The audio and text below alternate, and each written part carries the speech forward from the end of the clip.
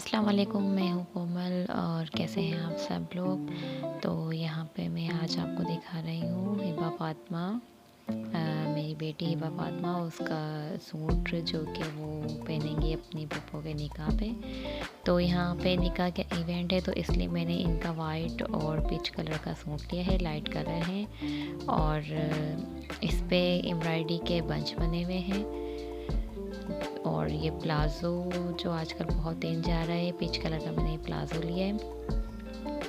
इस पे भी लेस लगी हुई है और शर्ट पे भी इनके टिश्यू की लेस लगी हुई है। मुझे ये अच्छा लगा था, बच्चों के लिहाज से सिंपल सा भी है और थोड़ा सा फैंसी भी है, तो इसलिए मैंने ये पसंद किया था। निकाह के इवेंट के लिए ये बेस्ट रहता है। तो आप कमेंट में ज़रूर बताएंगा कि आपको हिबा फ़ातिमा का ये सूट कैसा लगा।